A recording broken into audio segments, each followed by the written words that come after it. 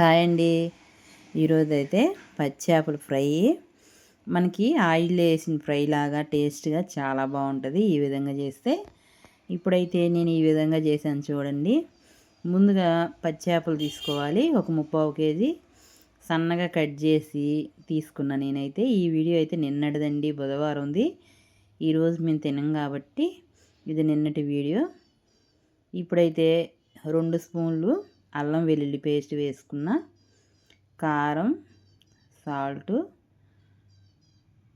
పసుపు ఈ 3 వేసి ఒక నిమ్మ చెక్క పిండి ముక్కలకు బాగా పట్టించాను. నేను ఏ గరం మసాలాలు వేయలేదండి ఇందులో, ఎందుకంటే అప్పుడప్పుడు మసాలాలు తినడం కూడా అంత మంచిది కాదు. ఇప్పుడైతే ఈరోజు మసాలా వేయకూడదు అనుకున్నాను. ఓన్లీ పప్పులోకి, రసంలోకి అలా నంచుకోవడానికి సైడ్ డిష్గా చాలా బాగుంటుంది. అన్నీ ఈ విధంగా పట్టించేసి మసాలాలు ఫ్రిడ్జ్లో పెట్టుకోండి ఒక 2 గంటలు, లేదంటే పక్కన పెట్టేసి మూత పెట్టేసుకోండి. మసాలాలు పట్టి ఇది చాలా టేస్ట్గా ఉండిద్ది. చూడండి, ఇప్పుడైతే నాకు ముక్కలు ఎక్కువ అవుతాయి కాబట్టి ఫ్రిడ్జ్లో పెట్టేస్తున్నా ఒక 3 ముక్కలు. ఈ చేప ముక్కలు మనకి ఎప్పుడు కావాలంటే అప్పుడు తీసేసి మళ్ళీ ఫ్రై చేసుకోవచ్చు. ఇప్పుడైతే కార్న్ పౌడర్ వేసుకుంటున్నా. ఒక 2 స్పూన్లు వేస్తే చాలండి, ఎందుకంటే మనము ఆయిల్ మామూలుగా ఫ్రై చేసుకునేటప్పుడు ముక్క అనేది చెదరకుండా ఉండిద్ది అనమాట కార్న్ పౌడర్ వేయటం వలన. ఇప్పుడైతే 2 స్పూన్ల ఆయిల్ వేసేసి ముక్కలన్నీ పెండెం మీద ఈ విధంగా పెట్టేయండి. టేస్ట్ అయితే సూపర్గా ఉంటుంది.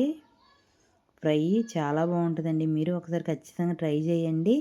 ఆయిల్ తక్కువతో చేప ఫ్రైని తినాలనుకునే వాళ్ళు ఈ విధంగా ఖచ్చితంగా చేయండి. చాలా చాలా బాగుంటుంది. మనం మూత పెట్టడం వలన చేప మొత్తం బాగా ఉడుకుతుంది పై వరకు. చూసారా, ఈ విధంగా చిన్నగా తిప్పుకోవాలి. చూడండి, అసలు పెండానికి అంటుకోలేదు. ఇంతే 2 వైపులు తిప్పుకుంటూ బాగా రోస్ట్ అయ్యేంత వరకు వేపుకోవాలి. మళ్ళీ మూత పెట్టి ఫ్రై చేసుకోవాలండి. అన్నీ ముక్కలన్నీ ఈ విధంగా బాగా రోస్ట్గా ఫ్రై చేసుకోండి. చాలా చాలా బాగుంటుంది. ఒక్కసారి అయితే మీరు కూడా గరం మసాలా ఇష్టపడితే కొంచెం లైట్గా వేసుకోండి. నేనైతే ఈరోజు ఏ మసాలాలు వేయలేదు, ప్లెయిన్గా చేద్దాం అనిపించింది అంతే. చూడండి, రోస్ట్గా చేప ఫ్రై టేస్ట్ చాలా బాగుంటుంది. మీరు ఖచ్చితంగా ఒకసారి ట్రై చేసి మీకు ఎలా వచ్చిందో ఖచ్చితంగా కామెంట్ చేయండి. టేస్ట్ అయితే సూపర్ అండి.